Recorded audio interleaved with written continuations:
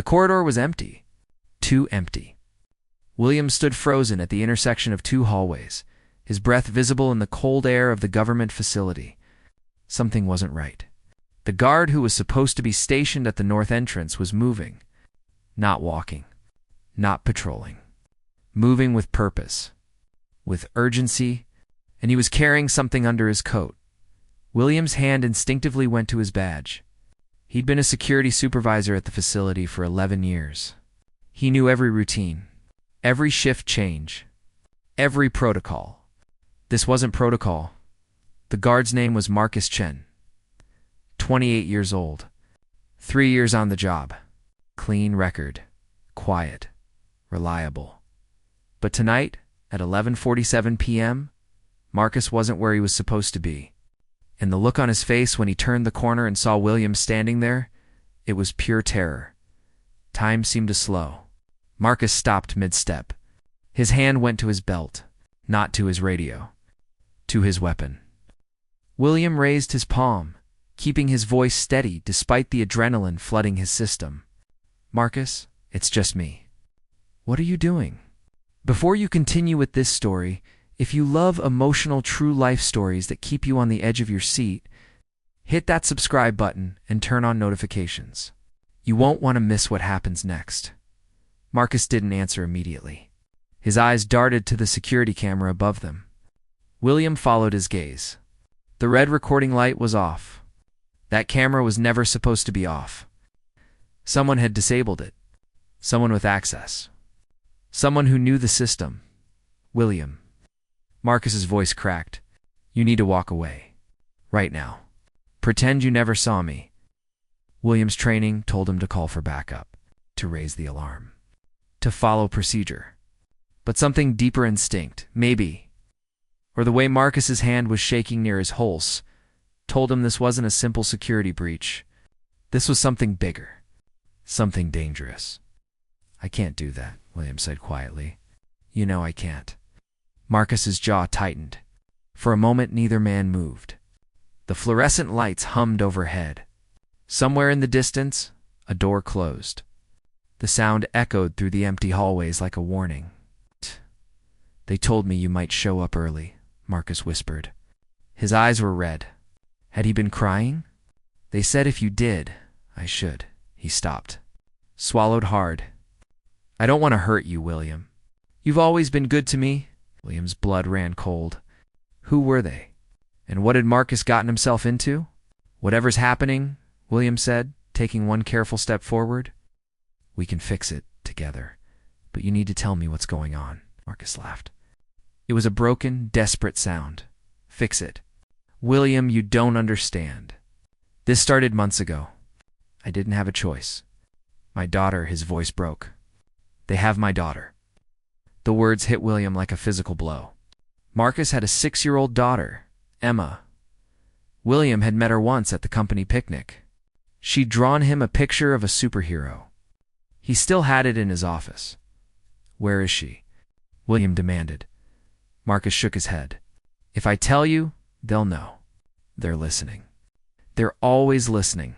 He glanced at his watch. "I have 8 minutes.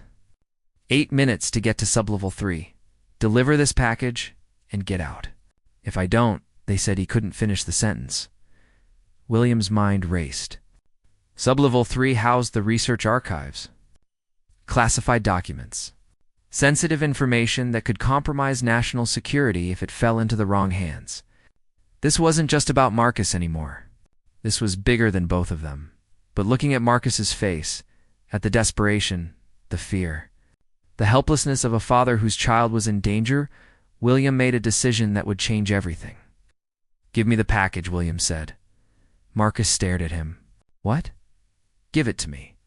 I'll deliver it. You get out of here. Find your daughter. I'll buy you time." "William, no. You don't know what you're—" "I know exactly what I'm doing." William stepped closer. "I'm not letting them hurt Emma, and I'm not letting you throw your life away. Now give me the package and tell me everything. We have 7 minutes." Marcus's hand trembled as he reached inside his coat. What he pulled out would haunt William for the rest of his life. It was a small metal case. No bigger than a paperback book, but heavy. The weight of it in William's hands felt wrong. Too dense. Too important. Marcus's fingers left the case reluctantly, like he was passing William a live bomb. It's a hard drive, Marcus whispered. Encrypted. Contains personnel files. Background checks. Security clearances. Everyone who works here. His eyes met William's, including their families, addresses, schools, medical records, everything. William's stomach dropped. This wasn't just espionage. This was leverage. Whoever had this information could target anyone, blackmail them, threaten their loved ones, just like they'd done to Marcus. Who are they? William asked. Marcus shook his head violently. I don't know. I never saw faces. Just voices on the phone. Instructions in my locker. Money in my account. His breathing was rapid now, panicked. 3 weeks ago, Emma didn't come home from school. They sent me a video. She was crying, scared. They said if I didn't cooperate, I'd never see her again. William fought to keep his voice calm. Where do you drop this? Who picks it up? Sublevel 3, room 317. There's a maintenance shaft in the northwest corner. I leave it inside. Someone retrieves it after I'm gone. Marcus checked his watch again. 6 minutes. William, please. If they're watching and they see you instead of me, then we make them think I'm you. William was already thinking 3 steps ahead. What's your access code for sublevel 3? 74921. But William, do you have your car keys? Marcus pulled them from his pocket, confused. William grabbed them. You take mine. They're in my jacket in the supervisor's office. Blue Honda. Parking spot B7. You drive straight to the police. Not local. State police. Ask for Detective Sarah Reeves. Tell her William Martinez sent you. Tell her everything. They said no police, Marcus. William gripped his shoulder. They're not going to give Emma back. Even if you do this. You know that, right? Once they have what they want, you and your daughter become liabilities. The truth of those words broke something in Marcus's face. He'd probably known it all along, but hadn't wanted to believe it. Tears streamed down his cheeks now. Detective Reeves worked a case with me 2 years ago. William continued. Trafficking ring. She's someone we can trust. Someone outside this facility. Go to her. Let her find Emma while I handle this end. But what are you going to do? William looked down at the metal case. I'm going to deliver this. Exactly as planned. But I'm also going to find out who's on the other end of that maintenance shaft. They'll kill you, maybe. William met his eyes. But I've been doing this job for 11 years. I know this building better than anyone. I know where the blind spots are. Where the emergency exits lead. How to disappear when I need to. He handed Marcus his keys. Your daughter needs you alive. Now go. For minutes, Marcus hesitated for only a heartbeat. Then he ran. His footsteps echoed down the hallway, fading into silence. William stood alone, holding a package that could destroy lives. Or save one. He moved quickly, but carefully. The elevator to sublevel 3 required 2 keycards. He had one. Marcus's card, which he'd passed along with the case, would be the second. William swiped both. The elevator hummed to life. As the car descended, William opened his phone. No signal, they'd thought of that. Sublevel 3 was shielded. No calls in or out. He was completely isolated. Exactly where they wanted their courier to be. The doors opened onto darkness. Motion sensors should have triggered the lights. They didn't. Someone had disabled them too. William pulled out his flashlight. The beam cut through the black like a knife. Room 317 was at the end of a long corridor. William's footsteps sounded too loud. Every instinct screamed at him to turn back. Call for help. Let someone else handle this. But Emma's face kept appearing in his mind. That little girl at the picnic. The drawing of a superhero. Sometimes being a hero meant walking into the darkness. He reached the door. It was unlocked. That should have been his first warning. Inside, the room was empty except for old filing cabinets and a dusty desk. The maintenance shaft was exactly where Marcus said it would be. A small metal grate in the floor. Easy to miss if you didn't know it was there. William knelt down.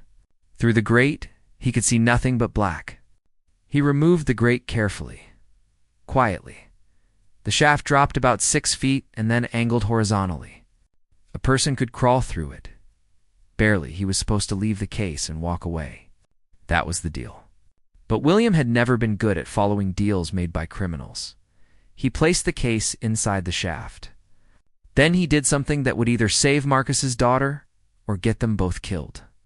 He pulled out a small tracking device from his belt. Standard equipment for security personnel. Used to track lost badges or stolen equipment, William attached it to the underside of the metal case. His hands worked fast, steady. The device was barely visible. Just a tiny black square, no bigger than a button above him. Sound footsteps. Someone was coming. William's pulse spiked. He'd been in the room too long. He shoved the grate back into place and stood up. His flashlight swept the room. No other exits. Only the door he came through. The footsteps were getting closer. He made a choice. A desperate one. William moved behind the door, pressing himself against the wall.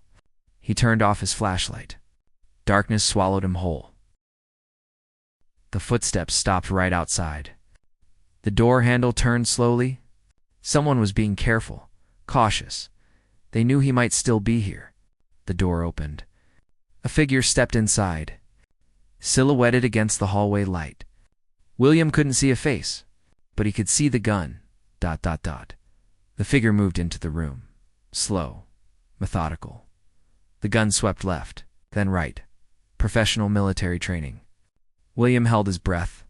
His body pressed so flat against the wall, he could feel his heartbeat. Pounding against the concrete, the figure walked toward the maintenance shaft. 3 steps. 4. Their back was to William now. This was his chance. Possibly his only chance. William moved. Silent, fast. Years of training kicked in. He grabbed the person's wrist. The one holding the gun? Twisted hard. A sharp intake of breath. Female. The gun clattered to the floor. William kicked it away and spun her around, slamming her against the wall. His flashlight beam hit her face. William's blood turned to ice. Dr. Chen. Dr. Lisa Chen, head of research. 42 years old. Marcus's older sister. She'd worked at the facility for 15 years. Impeccable record. Multiple security clearances. She'd been at his promotion ceremony 3 years ago. She'd shaken his hand, smiled, congratulated him, and now she was here. In the dark, with a gun, William. Her voice was calm. Too calm for someone who'd just been disarmed? You shouldn't be here. Neither should you. William didn't let go of her. You're behind this. You took Marcus's daughter. Your own niece? Something flickered in her eyes. Pain, regret, but it vanished quickly. You don't understand what's at stake. Then explain it to me. Dr. Chen laughed bitterly. I can't. Even if I wanted to. There are things happening in this facility. Things the public will never know about. Things that need to stop. William's mind raced. You're not working for criminals. You're trying to expose something. The hard drive Marcus was supposed to deliver it doesn't just contain personnel files. It contains evidence. Proof of illegal experiments. Unauthorized surveillance. Constitutional violations that would make Watergate look like a parking ticket. Her eyes burned with intensity. I've spent 3 years gathering that information, hiding it in plain sight, buried in our own security database where no one would think to look. Then why involve Marcus? Why take Emma? I didn't take Emma. Dr. Chun's voice cracked. But I made them think I did. I paid people to stage a kidnapping. To scare Marcus into helping me? Emma's safe. She's with her grandmother in Phoenix. Has been the whole time. Marcus doesn't know because I couldn't risk him acting differently. He had to believe she was in danger. Had to be genuinely terrified. Otherwise, internal security would have noticed. William's head spun. You used your own brother? Traumatized him. Made him think his daughter was going to die. Save thousands of lives. Dr. Chen's eyes glistened. Do you know what they're doing on sublevel 7? Human trials, unauthorized, unwilling subjects. Prisoners who were supposed to be in federal custody. Instead, they're here. Being injected with experimental compounds. Some have died. The bodies are cremated. The records erased. It's been going on for 18 months. William wanted to call her crazy, paranoid, but the way she said it, the specific details. The pain in her voice, it rang true. If that's real, why not go to the authorities? The FBI, the Inspector General. I tried. Dr. Chen's voice dropped to a whisper. I sent an encrypted email to a contact at the Justice Department. 2 days later, he died in a car accident. Brake failure. I sent documents to a journalist. She disappeared. No one's seen her in 6 months. Whoever's running this operation has reach. Power. They have people everywhere. So I got smart. I stopped trying to expose them from the inside. I decided to burn it all down, the hard drive. She nodded. Once it's delivered to my contact, a foreign journalist with no U.S. ties, someone they can't touch, it gets published, globally, instantly. Every news outlet on the planet. They can't silence everyone. William released her slowly. And Marcus was supposed to think he was working for the bad guys. Supposed to deliver the drive and go home to a daughter who was never actually missing. I was going to tell him the truth tomorrow.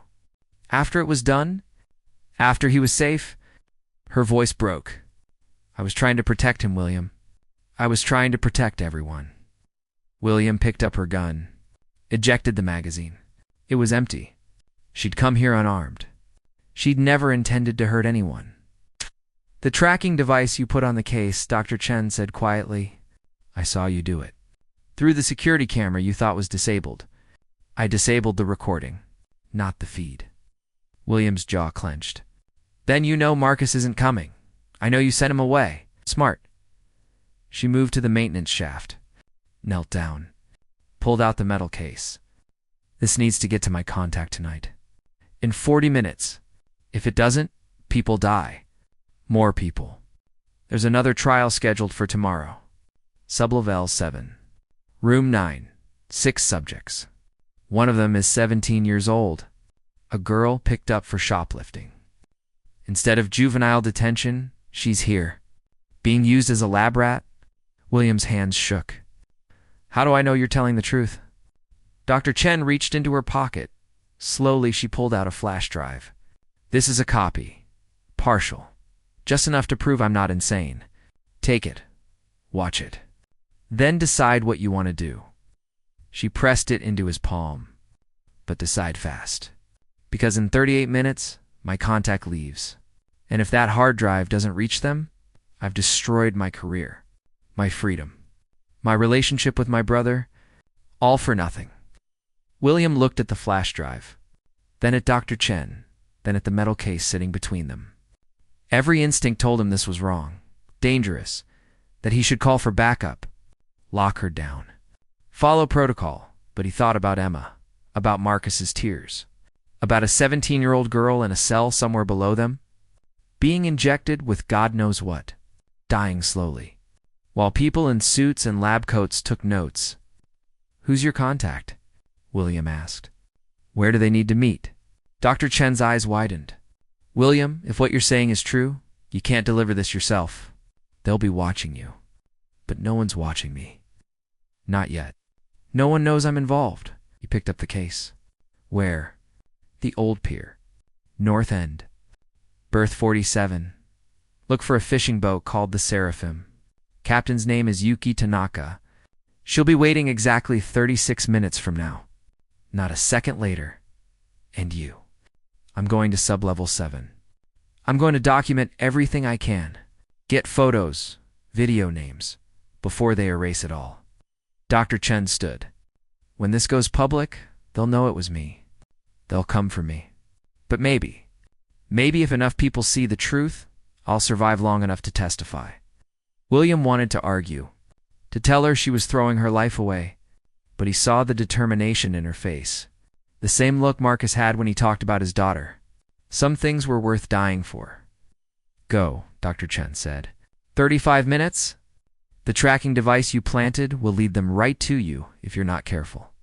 Disable it before you leave the building. William nodded. He turned toward the door, then stopped. If I do this, if I help you, and you're lying. If Emma's really in danger, or if those experiments don't exist, then I hope you put me in prison yourself. Ow. Dr. Chen met his eyes. Because I'll deserve it. William ran. The elevator ride up felt like an eternity. William clutched the metal case against his chest. His mind raced through every possible scenario. What if Dr. Chen was lying? What if this was a setup? What if he was about to hand classified information to a foreign agent and commit treason? But what if she was telling the truth? The doors opened on the ground floor. Empty. His shift didn't end for another 2 hours. No one would question him leaving the building. Not immediately. But they would check the logs. They'd see he accessed sublevel 3. They'd review the footage. They'd know. He had maybe an hour before someone started asking questions. William moved through the lobby, past the main desk. The night guard Jenkins, 22, new hire, nodded at him. Heading out early, boss? Forgot something in my car. William lied smoothly. Be back in 10. Outside, the air was cold, sharp. It cut through his uniform and made him aware of how much he was sweating. The parking lot was mostly empty. Just a few scattered vehicles under the yellow streetlights. His footsteps echoed on the concrete. William reached his car. No. Marcus's car. A black Nissan. Older model. Dented bumper. A child's car seat in the back. The sight of it made William's chest tight. He opened the door and slid inside. The keys were still in his pocket from the exchange with Marcus. He started the engine. Checked the clock. 29 minutes. The pier was 15 minutes away. Maybe 12 if he pushed it. That gave him 17 minutes to get there. Wait for the contact. Make the exchange. And get back before anyone realized what he'd done. But first, the tracking device. William pulled the case onto his lap. His fingers found the small black square he'd attached earlier. He pried it off. Held it in his palm. Then he did something that felt insane. He opened the car door, stepped out, and attached the tracker to the underside of a random truck 3 spaces over. If they were monitoring it, if they came looking, they'd find the wrong vehicle. William got back in the car and drove. The city at night was a different world. Quiet. Streetlights created pools of orange glow on empty roads.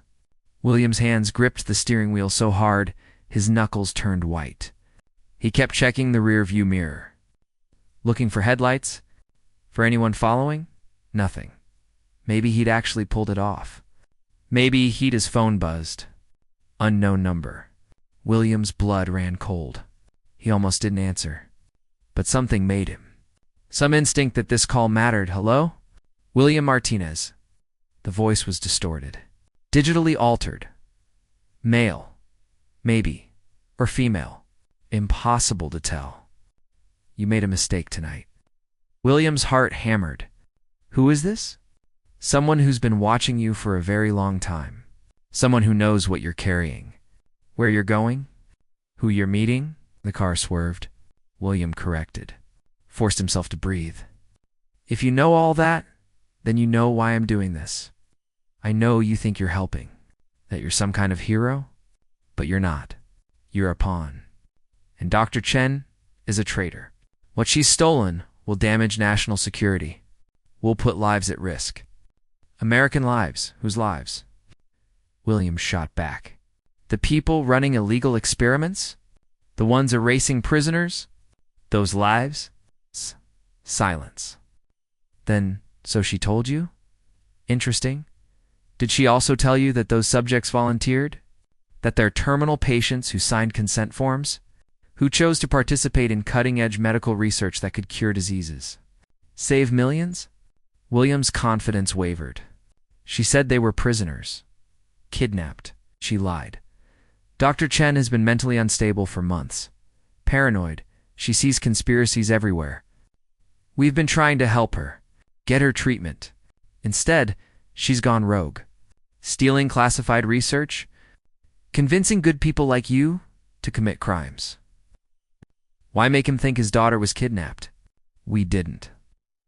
She manipulated her own brother, made him believe a fantasy, traumatized him, all to recruit him into her delusion. And now she's done the same to you. William's mind spun. Who was telling the truth? Dr. Chen with her passionate conviction?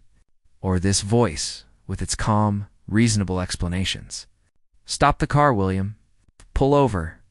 We'll send people to pick you up. No charges. No consequences.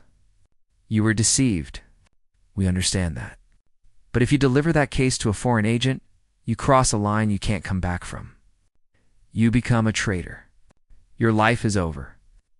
William looked at the case on the passenger seat. At the clock on the dashboard, 22 minutes. Dr. Chen gave me a flash drive, William said slowly. Evidence. She said I could verify her claims. Of course she did. And what's on it?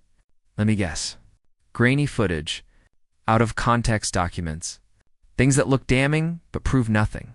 It's easy to make evidence when you have access to editing software and a vivid imagination. So you're saying none of it's real. I'm saying you're being used. And if you continue, innocent people will die. Research that could cure cancer, Alzheimer's, Parkinson's, all of it will be exposed, destroyed. Countries that want to see America fail will steal it, weaponize it, use it against us. The pier was ahead. William could see it. Dark structures against darker water, a few boats bobbing in the waves. Somewhere out there was the Seraphim and Captain Yuki Tanaka, waiting. Last chance, William. Turn around. Do the right thing. William's finger hovered over the end call button. Tell me something. If everything you're saying is true, if Dr. Chen is just a paranoid woman having a breakdown, then why are you calling me? Why not just arrest her? Stop her yourself. The voice paused. Just for a second, but it was enough, because we need you to bring her that flash drive. We need you to trust us. Wrong answer.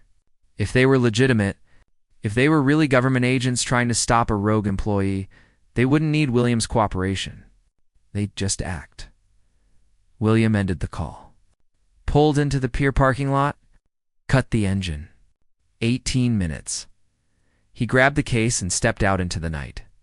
The smell of salt water hit him. The sound of waves against wood. In the distance, fishing boats rocked gently. Their masts swayed like skeletal fingers pointing at the sky. William walked down the wooden planks. His footsteps creaked. Loud. Too loud. Every shadow looked like a person. Every sound like a threat. Berth 47 was at the far end. Isolated. Away from the other. Boats, smart, private, easy to escape from if things went wrong. The Seraphim was smaller than William. Expected. Old. Weathered. Paint peeling. But the engine looked new. Powerful. This boat could move fast if it needed to. A woman appeared on deck. Short 50s. Gray hair tied back. She wore a thick jacket and held a flashlight. When the beam hit William's face, he raised his hand to block it. You're late, she said. Her accent was slight, Japanese, but her English was perfect. Had complications, don't we all? She extended her hand. Let me see it. William hesitated. This was the moment. The point of no return. Once he handed over that case, he was complicit. A co-conspirator. His life would never be the same. But he thought about Dr. Chen's eyes. The conviction in her voice. The flash drive burning in his pocket. And he thought about a 17-year-old girl in a basement somewhere. Being used, discarded. William handed over the case. Captain Tanaka took it. Inspected it. Nodded. Good now. Get off my boat before the headlights. Bright. Blinding. Multiple vehicles screeching into the parking lot. Door slamming. Voices shouting. Running footsteps on wood. FBI. Nobody move. William's heart stopped. William's training kicked in. He raised his hands. Slowly, no sudden movements. Captain Tanaka did the same. But her eyes, sharp, calculating, were already scanning the pier. Looking for escape routes, the FBI agents moved fast. Professional. 6 of them. Maybe more. Flashlights cut through the darkness. Weapons drawn. They surrounded the boat in seconds. One agent stepped forward. Tall. Dark suit. Badge gleaming under the pier lights. William Martinez. Captain Yuki Tanaka. You're both under arrest for conspiracy to commit espionage and theft of classified materials. Voice was cold, mechanical, like he'd said these words 100 times before. Williams's mouth went dry. I want a lawyer. You'll get one. After we secure the scene, the agent gestured to 2 others. Take them. Hands grabbed William, rough, forceful. They zip-tied his wrists behind his back. The plastic bit into his skin. He watched as they did the same to Captain Tanaka. She didn't resist, didn't speak, just stared straight ahead with an expression William couldn't read. Another agent boarded the boat, picked up the metal case, examined it. This is it, confirmed. He looked at the lead agent. Should we open it here? No, take it back to the facility. Let their security team verify the contents. The lead agent turned to William. You've made a serious mistake tonight, Mr. Martinez. One that's going to cost you everything. William's mind raced. How had they found him so fast? The tracker. No, he'd disabled it. Moved it to another vehicle. Unless they'd been tracking him a different way. His phone. His car. They'd been watching him the whole time. Waiting to see what he'd do. Who he'd meet. They'd used him. Let him lead them right to Captain Tanaka. Where's Dr. Chen? William asked. His voice came out stronger than he felt. The lead agent smiled. It wasn't a kind smile. Dr. Chen is currently being detained at the facility. She tried to access Sublevel 7 without authorization. Security stopped her. She's claiming some pretty wild things. Human experiments, conspiracy, the usual paranoid delusions. They're not delusions. Really? Then where's your proof? The agent stepped closer. You're a security supervisor, Mr. Martinez. 11 years on the job. Exemplary record. And you threw it all away for what? A woman having a mental breakdown? A flash drive full of fabricated evidence? The flash drive. William's heart sank. It was still in his pocket. They hadn't searched him yet. If they found it, search them both, the lead agent ordered. Then transport them separately. Martinez goes to federal holding. Tanaka goes to ICE. Let's see how long their story holds up when they're not together. An agent moved toward William, hands reaching for his pockets. This was it. In seconds, they'd find the flash drive. They'd destroy it, bury it, pretend it never existed. William made a choice. A desperate one. He kicked hard, caught the agent in the knee. The man went down with a shout. William spun. His hands were tied, but his legs were free. He ran. Sprinted down the pier with everything he had. Stop. Don't move. Gunshots. Not at him. Warning shots into the air. But William didn't stop. Couldn't stop. He reached the end of the pier. Water below. Dark, cold, probably 40 degrees. He'd freeze in minutes. He jumped. The impact knocked the air from his lungs. Ice-cold water swallowed him whole. His hands were still tied behind his back. He couldn't swim, could barely stay afloat. The current pulled at him, strong, dragging him away from the pier. Away from the lights, into darkness. His head went under. Water filled his nose. His mouth. Panic seized him. He kicked, thrashed, broke the surface, gasped for air. Above him, flashlights swept the water. Voices shouted. Someone was calling for a rescue boat, but the current was pulling him fast, faster than they could organize. William's body was already going numb. His legs felt heavy, his vision blurred. This was how it ended. Drowning in the dark, with a flash drive in his pocket that no one would ever see. But then hands, grabbing him, pulling him. William thought it was the FBI, that they'd caught him. But when his vision cleared, he saw a different face. Young, Hispanic, maybe wearing a wetsuit. "Stop fighting," the man hissed. "I'm trying to save you." "Who, friend of Captain Tanaka? Now shut up and let me work." The man pulled a small knife from his belt. Cut the zip ties. William's hands came free, numb, useless. The man grabbed him around the chest, swam with powerful strokes toward a dark shape in the water. A small boat. No lights. Engine off. Waiting, they reached it. Hands pulled William up. Over the side, he collapsed onto the deck, coughing, shaking. Someone threw a blanket over him. "Where's Yuki?" A woman's voice. Older, concerned. "FBI has her." She knew the risk. The young man climbed aboard, but they got the case. This was all for nothing. Not nothing, William managed through chattering teeth. He reached into his pocket. The waterproof pocket he'd forgotten about until now. His fingers were so cold he could barely feel them, but he found it. The flash drive. Still there, sealed in plastic. He held it up. Water dripped from his hand. "Dr. Chen gave me this. Evidence. I don't know if it's real, but she said it would prove everything." The woman took it, examined it under a small red light. Her eyes widened. "This is encrypted. Military grade. Where did she get this?" "From the facility. She's head of research. She had access." William tried to sit up. Failed. "Is there a way to verify it? To check if what she said is true?" "I know someone. A cryptographer. Works with WikiLeaks." The woman looked at the young man. "Get us to the safe house. Fast." The engine roared to life. The boat surged forward. Away from the pier. Away from the lights. William lay on the deck and watched the stars spin above him. His body was shutting down. Hypothermia setting in. But his mind held on to one thought. If the flash drive was real, if Dr. Chen had been telling the truth, then he'd just committed treason to expose the most dangerous secret the government had ever kept. And if it wasn't real, if she'd been lying, then he'd destroyed his life for nothing.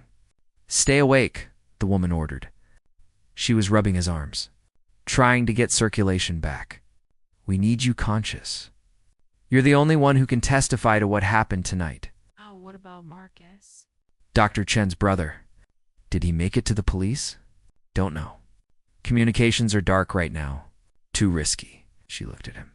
"You trust her? Dr. Chen?" William thought about that moment in the dark room. The pain in her eyes. The crack in her voice when she talked about the 17-year-old girl. The way she'd handed him an empty gun.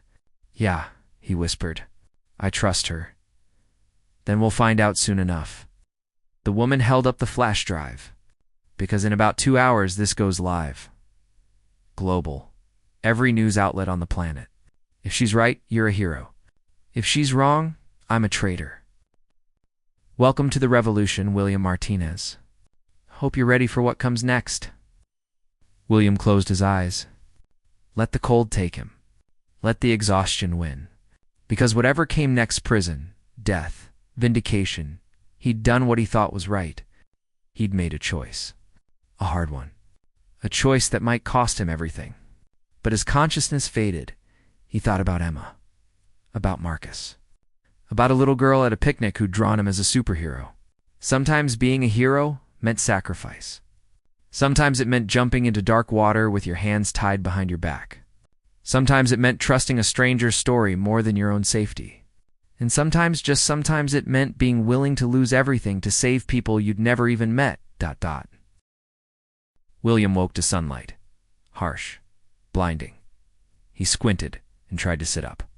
Every muscle in his body screamed in protest. He was in a bed. Clean sheets. White walls. A small room with one window and a locked door. For a terrifying moment, he thought he was in custody. That the FBI had found him. But then he noticed the details. The medical equipment by the bed. The 4 in his arm. The gentle beeping of a heart monitor. Someone had treated his hypothermia. Saved his life. The door opened. The woman from the boat stepped inside. In daylight, William could see her better. 50-something. Silver-streaked hair. Lines around her eyes that spoke of hard years and harder choices. She carried a tablet. "Welcome back," she said. "You were out for 14 hours. Scared us for a while there? Where am I?" "Safe house. Northern California. Off the grid." She sat in a chair beside the bed. "My name is Sarah Reeves. I'm a detective." William's memory clicked. "Marcus was supposed to find you. He did. 2 hours after you jumped off that pier. Showed up at my office, terrified, crying, told me everything." Sarah's expression softened. "I got him into protective custody. Him and Emma. They're together now. She was never kidnapped.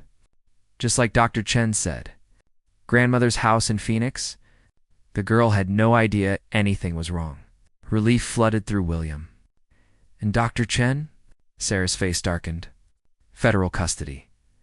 They're charging her with theft of classified materials, conspiracy, treason. She's facing life in prison. Maybe worse." "But the flash drive. Did you verify it?" Sarah held up the tablet. "We did. Took 8 hours to crack the encryption. But once we got in," she turned the screen toward him. "See for yourself." William took the tablet. His hands still shook. He pressed play on the video file. What he saw made his stomach turn. It was security footage. Sublevel 7. Dated 3 weeks ago. A white room. Medical equipment. And 6 people strapped to beds. They weren't volunteers. They were clearly prisoners. One woman was crying, begging. A man in a lab coat injected her with something. She convulsed, screamed. The scientist took notes. Didn't help her. Just watched. William's throat closed. "This is real. Every frame." Sarah's voice was tight. "We found 47 hours of footage on that drive. Hundreds of documents. Names, dates, medical records. Everything Dr. Chen promised." She took the tablet back. 23 subjects over 18 months. 12 of them died. Their deaths were never reported. Bodies cremated. Families told they'd been transferred to different facilities. How many people knew? Minimum 30 scientists, security personnel, administrators, all of them signed off. All of them complicit. Sarah stood, paced. But here's the thing. These weren't rogue elements. This program had funding, authorization. It went all the way to the top. The top of what? We're still trying to figure that out. But whoever's behind this has serious power, serious reach. They shut down investigations, made people disappear, corrupted an entire facility. She looked at William. "You're in danger. So is Marcus. Dr. Chen. Anyone who knows." "Then why are you telling me this? Why not just dump the files and disappear?" "Because we need you." Sarah sat back down. "Captain Tanaka is in ICE custody. They're processing her for deportation. Dr. Chen is locked up. Marcus is in protective custody, but too traumatized to speak publicly. You're the only witness who can testify. Who can stand in front of cameras and tell the world what happened?" William's head spun. "They'll destroy me. Call me a traitor. Say I was working with foreign agents. Probably. But they'll also have to explain the evidence, the footage, the documents. And once those are public, once people see what was done in their name," Sarah leaned forward, "it's over. The program shuts down. People go to prison. Real accountability. Or I go to prison and nothing changes." "Maybe, but isn't that better than staying silent?" William thought about the woman in the video, her screams. The scientist cold, clinical notes. He thought about 12 people who'd died, whose families never got answers, who were erased from existence like they'd never mattered. When he asked, 2 hours. "We're holding a press conference. Journalists from 6 countries, Live stream. We release everything. The footage. The documents. Your testimony. All at once. Too big to bury. Too public to ignore. William closed his eyes. Took a breath. What do I say? The truth. What you saw? What you did? Why you did it. Sarah's voice softened. Tell them about Emma. About Marcus. About making an impossible choice in the dark. People need to hear that. They need to know this wasn't about politics or ideology. It was about stopping evil and after. What happens to me? Honestly, I don't know. Maybe witness protection. Maybe prison. Maybe you become the most famous whistleblower in history. She stood. But you'll be alive. And you'll have done the right thing. That counts for something. 2 hours later, William sat in front of cameras. Lights blazing. Journalists watching. Sarah stood beside him. Behind them, a screen showed the first frame of the footage. The woman strapped to the bed. Frozen in that moment before everything went wrong, William's hands gripped the podium. His voice shook at first.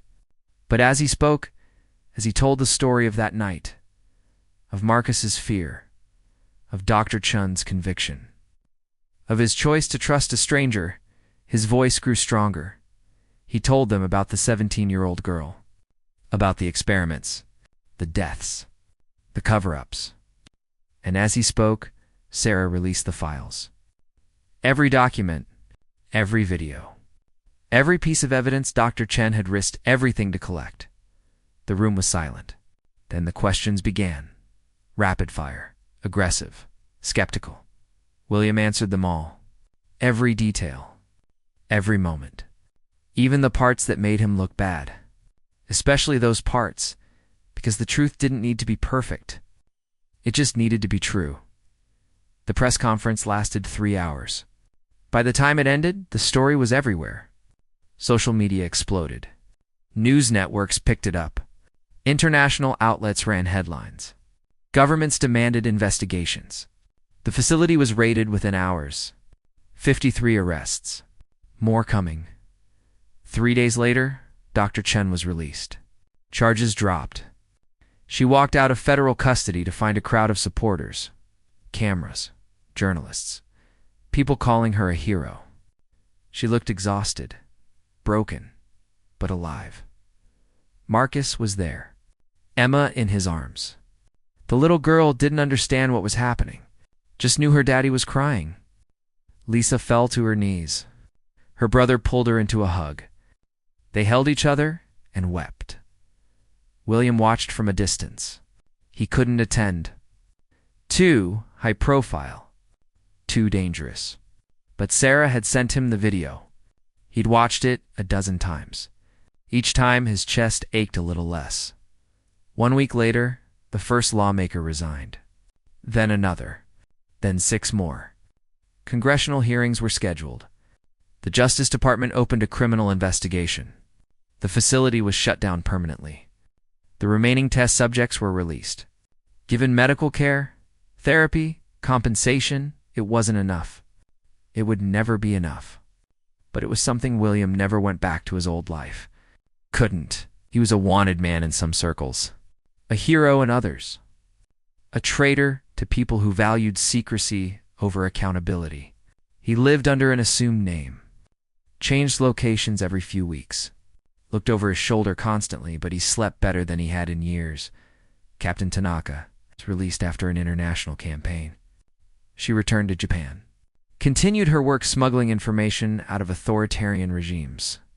Saving lives one flash drive at a time. Marcus and Emma moved to Phoenix. Started fresh. Marcus got therapy. Worked through the trauma. Eventually forgave his sister. Eventually understood why she'd done what she'd done. They talked every week now. Rebuilding what had been broken. Dr. Chen never went back to research. She'd lost her clearance. Her career. Her reputation in certain circles. But she found new work. Advocacy. Speaking tours. Helping other whistleblowers navigate the impossible choice between silence and truth. And sometimes, Late at night, William would get a text from an unknown number. Just a few words. "Thank you," he never responded. Didn't need to. The message was enough. Because in the end, that night on the pier, that impossible choice in the dark, had mattered. Lives had been saved. Evil had been exposed. Justice, imperfect as it was, had been served. William Martinez had intercepted a guard about to move. And what happened next was never officially recorded in any government file. Never acknowledged by the people who'd authorized those experiments. Never honored by the institutions that should have protected the innocent. But it was remembered. By the families of the victims. By the survivors. By everyone who believed that some truths were too important to stay buried. And sometimes, just sometimes, that's all a hero needs. Not recognition. Not reward. Not even safety. Just the knowledge that when darkness came, when the choice was impossible, when everything hung in the balance, they chose light. They chose truth. They chose to be the person the world needed them to be, even if it cost them everything.